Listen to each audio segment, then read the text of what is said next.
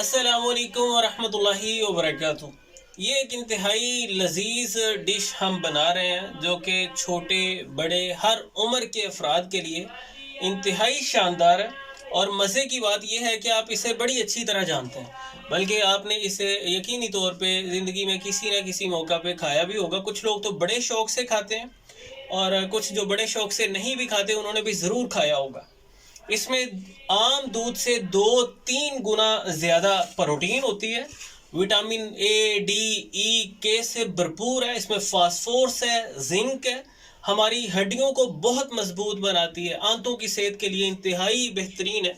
ये है बोली, जिसे हम बोली कहते हैं। इंडिया में कई इलाकों में इसे बल्ली मलाई कहते हैं, कुछ लोग इसे खीस कहते हैं और इंग्लिश में गालबन इसे कोलोस्ट्रम कहते हैं। कई तरह के इसे इलाकाई नाम दिए जाते हैं। इंतहाई शानदार चीज़ है। और ये जो गाय भैंस वगैरह बछड़ा कटी कटा देती है उसके लिए कुदरत का एक तोहफा है।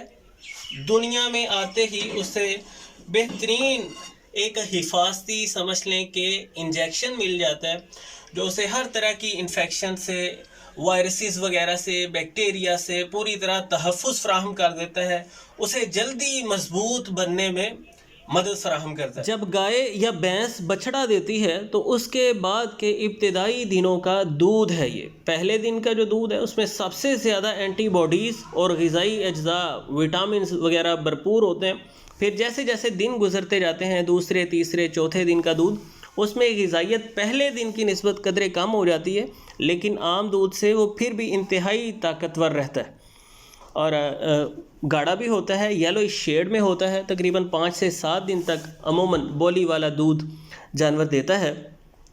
लेकिन बहुत ज़्यादा ग़िज़ाइयत वाला होने का ये मतलब नहीं कि हम छोटे बच्चों को ये पिला सकें, ऐसा नहीं है।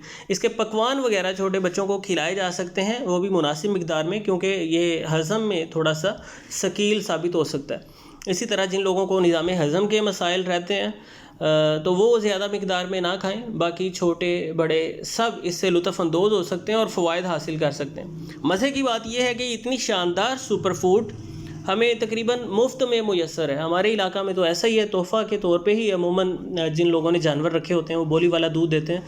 सुना है कि कुछ लोग इसे पैसों में भी बेचते हैं।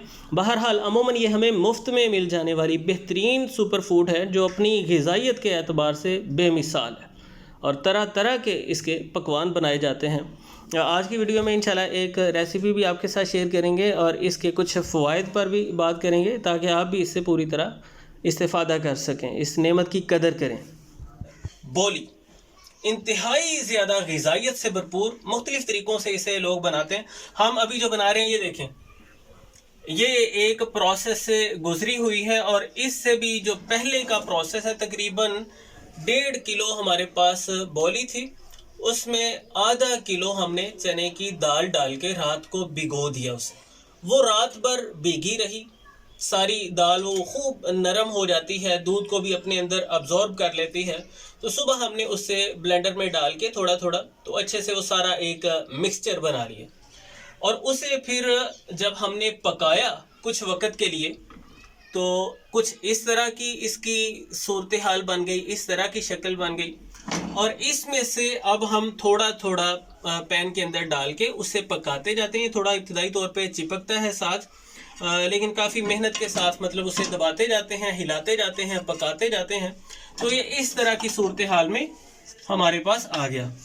ये सारा मतलब थोड़ा थोड़ा हम डाल के पकाते जाएंगे और इस फॉर्म में इसे ले आएंगे और उसके बाद इसे गुड़ या चीनी वगैरह की चास आप लगा सकते हैं इसे शीरी बनाने के लिए। तो कोई भी मिठाई इसके जायके का मुकाबला नहीं करती। इंतहाई लजीज है ये। एक मरतबा आप बनाएंगे ना तो यकीनी तौर पे बार बार बनाएंगे। हम कई तरीक़ों से बनाते हैं और उनमें से ये एक मेरा भी बहुत फेवरेट है, बाकी घर वालों का भी सबसे ज़्यादा पसंदीदा है। इस पर मेहनत काफ़ी होती है तो ज़्यादा इस तरह नहीं बनाई जाती, सादा से तरीके अपनाए जाते हैं। लेकिन सर्दियों में हम कोशिश करते हैं कि इस तरह से बना के भी खाएं। चने की दाल प्रोटीन से भरपूर, उम्दा फाइबर से भरपूर, बहुत ज़्यादा ग़िज़ाइयत रखती है अपने अंदर और दूध जो है बोली वाला उसकी तो क्या ही बात है, उसमें सवैयाँ वगैरह भी डाल के पकाई जाती हैं। तो किसी भी फॉर्म में अगर आप उसे इस्तेमाल करते हैं वो एंटीबॉडीज़ से भरपूर है और मुदाफ़ती निज़ाम को इंतहाई ज़्यादा मजबूत बना देता है, बीमारियों के ख़िलाफ़ लड़ने के हमें काबिल बनाता है, जल्द को तरोताज़ा करने के लिए, जॉइंट्स मूवमेंट को बेहतर करने के लिए, बदन की खुश्की को ख़त्म करने के लिए और कमज़ोर नहीफ अफराद के लिए जो बहुत कमज़ोर हैं इंतहाई बेहतरीन ग़िज़ा है। बदन को हरारत पहुँचाती है, क़ुव्वतों को बहाल करती है, तवानाई को बहाल करती है, बंदा एनर्जेटिक महसूस करता है। तो अभी बेसिकली मैं तो घर में आया था खाना खाने के लिए ही, तो ये प्रोसेस में था, तो मैंने कहा क्यों ना आपको भी इसकी इफादियत के बारे में थोड़ा सा बताया जाए और एक रेसिपी भी आपके साथ शेयर हो जाए कि इस तरीकाकार के साथ भी आप बोली बना के खा सकते हैं। तो हमारे पास तकरीबन 1.5 किलो बोली वाला दूध था, जिसमें हमने आधा किलो दाल चने की डाल के रात भर भिगोए रखा और सुबह को उससे ब्लेंड कर लिया और उसका पेस्ट बना लिया। चूँकि कोई वीडियो बनाने का इरादा नहीं था तो वो पहले मराहिल में नहीं दिखा सका, लेकिन मैंने वजाहत की। एक मरतबा मैं चाहता हूँ कि फिर से आपको बिलतरतीब बता दूँ। जो अभी तक की वीडियो आपने देखी थी पहले की, वो दोपहर का टाइम था जब मैं घर आया, और ये है शाम का टाइम जब मामलात अपने इख्तिताम को पहुँचे हैं। तो मैं एक सीक्वेंस के साथ आपको सारा कुछ बता देता हूँ।